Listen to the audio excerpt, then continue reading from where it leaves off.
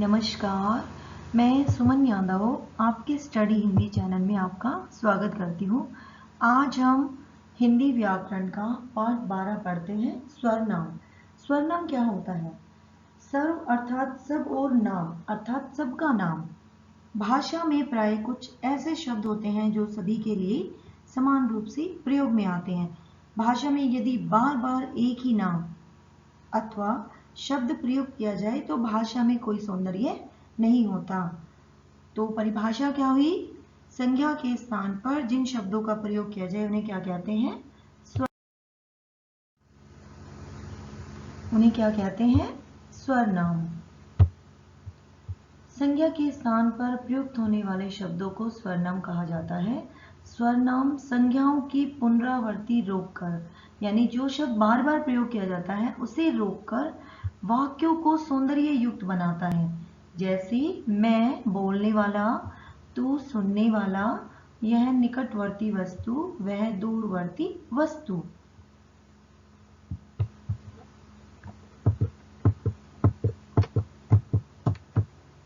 इसमें संज्ञा के स्थान पर स्वरनाम शब्दों का प्रयोग किया जाता है ताकि बार बार वो शब्द आकर ना खड़ा करें। अब पढ़ते हैं स्वरनाम के कितने भेद होते हैं। स्वरनाम के भेद होते हैं 6। पुरुषवाचक स्वरनाम, निश्चयवाचक स्वरनाम, अनिश्चयवाचक स्वरनाम, पर्शनवाचक स्वरनाम, निजवाचक स्वरनाम और संबंधवाचक स्वरनाम। सबसे पहले पढ़ते हैं हम पुरुषवाचक स्वरनाम। पुरुषवाचक स्वरनाम क्या होता है? बात कहने वाले, सुनने वाले तथा किसी अन्य व्यक्ति या वस्तु जिसके संबंध में बात की जा रही हो के लिए प्रयुक्त स्वरनामों को पुरुषवाचक स्वरनाम कहते हैं। यानी बोलने वाला वक्ता, सुनने वाला श्रोता और किसी अन्य के बारे में जो कुछ बताया जाए उसे पुरुषवाचक स्वरनाम कहते हैं। जैसे मैं, हम, वक्ता द्वारा खुद के लिए, तुम और आप सुनने वाले के लिए, और यह वह ये वे किसी और के बारे में बात करने के लिए आदि। पुरुषवाचक स्वरनाम के 3 भेद होते हैं: उत्तम पुरुष, मध्यम पुरुष और अन्य। जैसे कि परिभाषा में बताया है कि उत्तम पुरुष बोलने वाला, वक्ता, मध्यम पुरुष सुनने वाला और अन्य जिस भी किसी की बात की गई है। सबसे पहले पढ़ते हैं उत्तम पुरुष। उत्तम पुरुषवाचक स्वरनाम। वक्ता अपने नाम के स्थान पर जिन स्वरनामों का प्रयोग करता है उन्हें उत्तम पुरुषवाचक स्वरनाम कहते हैं। जैसे मैं, मेरा, मुझे, मुझको। एक वचन में हम, हमारा, हमें। बहुवचन उत्तम पुरुषवाचक स्वरनाम है। यानी ये सभी उत्तम पुरुषवाचक स्वरनाम कहलाते हैं।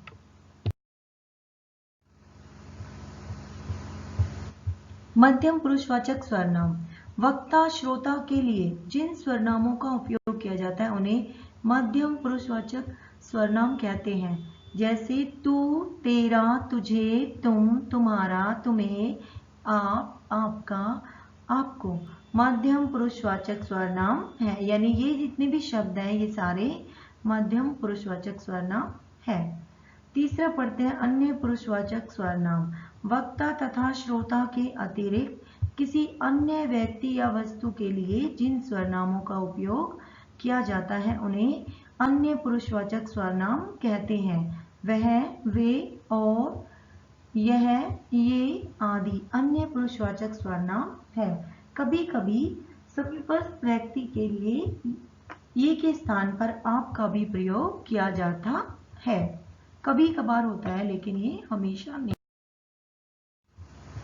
सेकंड भेद पढ़ते हैं निश्चयवाचक स्वरनाम। जिन स्वरनाम शब्दों से किसी वस्तु, व्यक्ति या स्थान की निश्चयता का बोध हो वह शब्द निश्चयवाचक स्वरनाम कहलाते हैं। निश्चयवाचक स्वरनाम के उदाहरण यह, वह आदि। यह कार मेरी है, यानी कार का आपको पता है कि ये कार आपकी है। वह मोटर बाइक तुम्हारी है। ये पुस्तकें मेरी हैं। वे मिठाइयाँ हैं।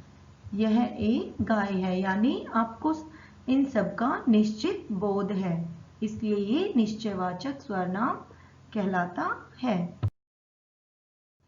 तीसरा पढ़ेंगे अनिश्चयवाचक स्वरनाम। जिन स्वरनाम शब्दों से वस्तु, व्यक्ति, स्थान आदि की निश्चयता का बोध नहीं होता, वे अनिश्चयवाचक स्वरनाम कहलाते हैं। अनिश्चयवाचक स्वरनाम के उदाहरण कुछ और कोई। मुझे कुछ खाना है, आपको नहीं पता, आपको बोध नहीं है कि क्या खाना है। मेरे खाने में कुछ गिर गया। मुझे बाजार से कुछ लाना है। कोई आ रहा है। मुझे कोई नजर आ रहा है। यानी जो भी ये हाईलाइट कर रखे हैं शब्द पीले रंग में, ये सारे क्या है? अनिश्चयवाचक स्वरनाम। चौथा भेद है हमारा प्रश्नवाचक स्वरनाम। जिन शब्दों का प्रयोग किसी वस्तु, व्यक्ति आदि के बारे में सवाल पूछने या उसके बारे में जानने के लिए किया जाता है, उन शब्दों को प्रश्नवाचक स्वरनाम कहते हैं। प्रश्नवाचक स्वरनाम के उदाहरण कौन, क्या, कब, कहाँ आदि। देखो तो कौन आया है, कौन आ गया तो क्या है? प्रश्नवाचक स्वरनाम। आपने क्या खाया?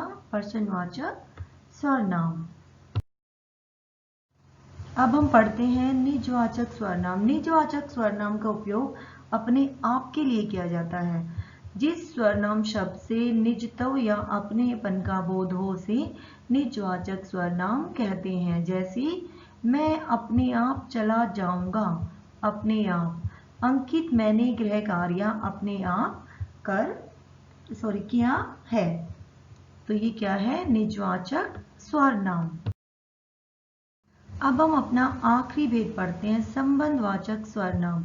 जिन स्वरनाम शब्दों का प्रयोग किसी वस्तु या व्यक्ति का संबंध बताने के लिए किया जाए, वे शब्द संबंधवाचक स्वरनाम कहलाते हैं। संबंधवाचक स्वरनाम के उदाहरण जो सो, जैसा वैसा आदि। जैसी करनी वैसी भरनी, यानी ये आपस में संबंध बताते हैं संज्ञा और स्वरनाम का। जो सोएगा सो खाएगा, जो जागेगा सो पावेगा। जैसा बोओगे वैसा काटोगे। उम्मीद करती हूँ आपको स्वरनाम बहुत अच्छे से समझ में आ गया। अगर फिर भी नहीं आया हो तो आप मुझे कमेंट बॉक्स में लिखकर सेंड कर सकते हैं।